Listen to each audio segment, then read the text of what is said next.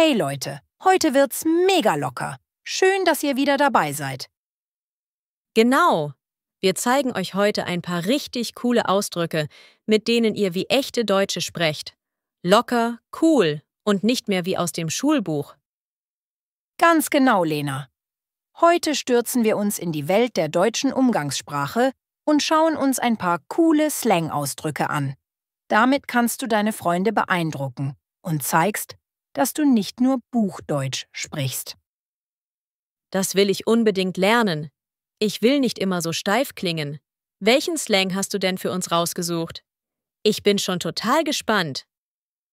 Okay, Lena. Und du da draußen? Aufgepasst!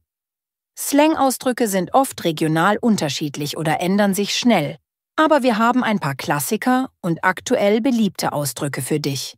Wichtig ist, benutze sie in passenden Situationen, also eher mit Freunden und nicht unbedingt im formellen Gespräch mit dem Chef.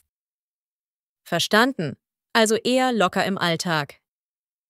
Slang 1. Geil, mega, Hammer. Fangen wir mit Wörtern an, um auszudrücken, dass du etwas richtig gut, toll oder fantastisch findest. Ein Klassiker ist geil.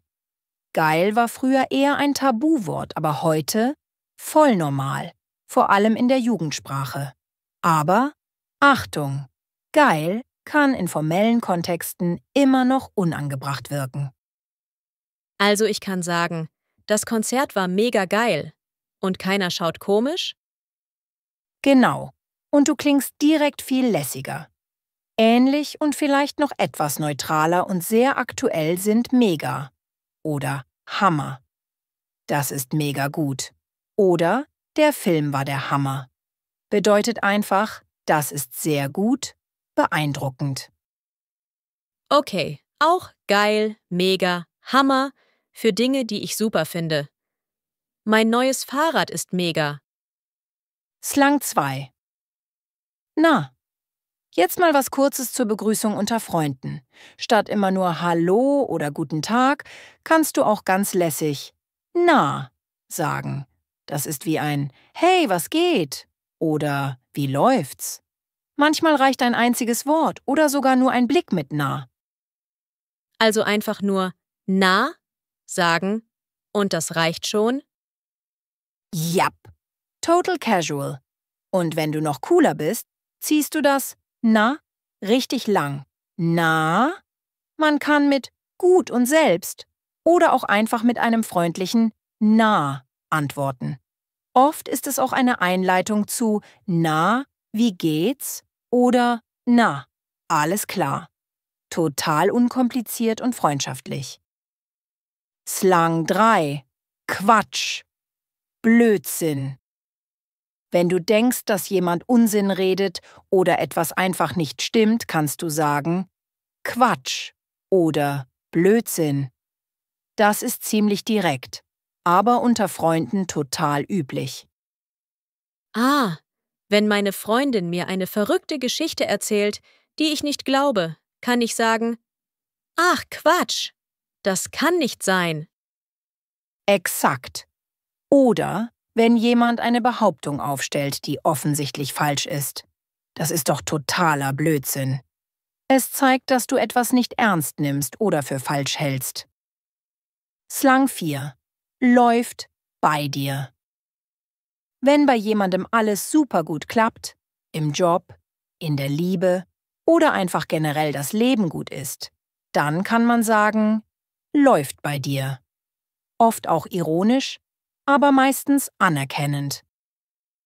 Also wenn ich höre, dass ein Freund eine tolle neue Wohnung gefunden hat, kann ich sagen, wow, läuft bei dir. Genau das.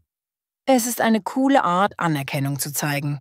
Manchmal hört man auch nur kurz, läuft, wenn etwas gut funktioniert oder erledigt ist. Slang 5. Alter. Digga. Jetzt wird's sehr umgangssprachlich. Alter oder Digga sind Anreden, die man oft unter Jugendlichen und jungen Erwachsenen hört.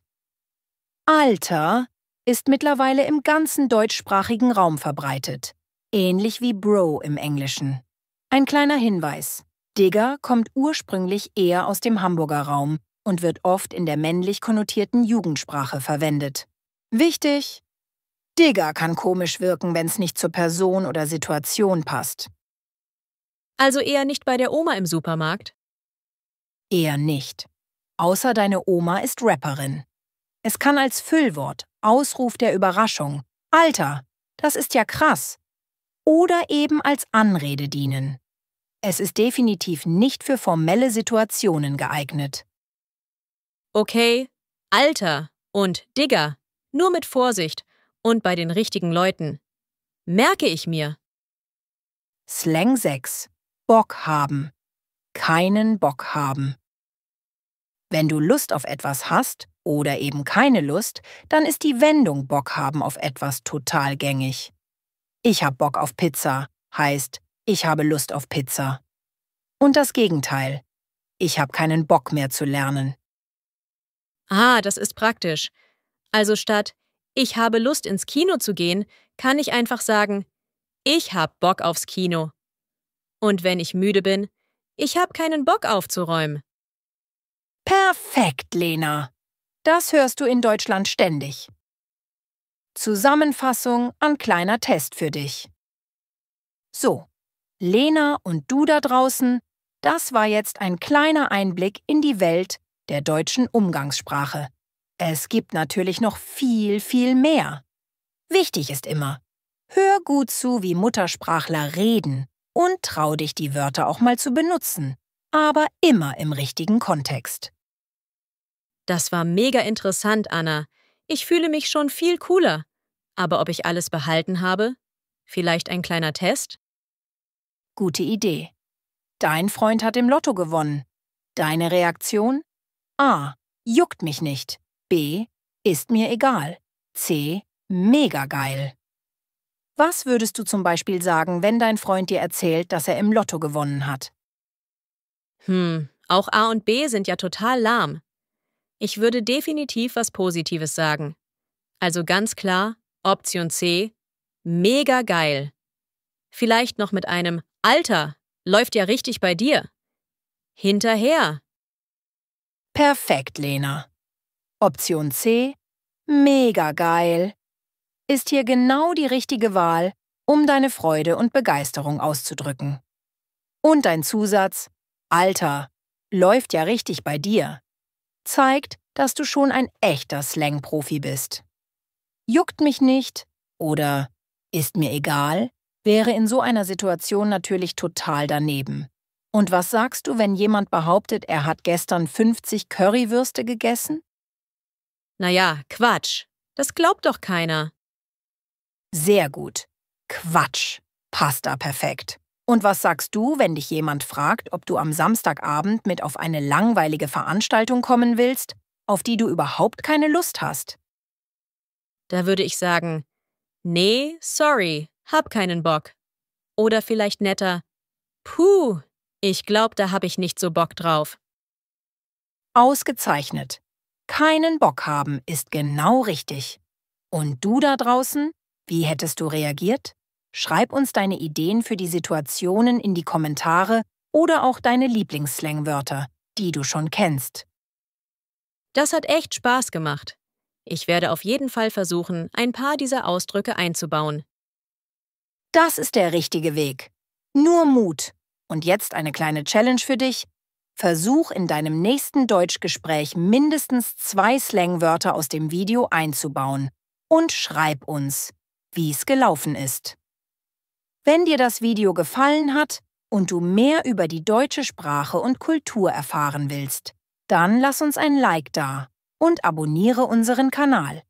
Aktiviere auch die Glocke, um kein neues Video zu verpassen. Wir posten jede Woche neue Tipps für dein besseres Deutsch.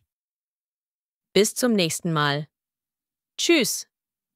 Welche Slang-Ausdrücke nutzt du am liebsten? Schreib's in die Kommentare. Wir lesen alles und greifen eure Favoriten vielleicht im nächsten Video auf. Tschüss und viel Spaß beim Umgangssprache ausprobieren.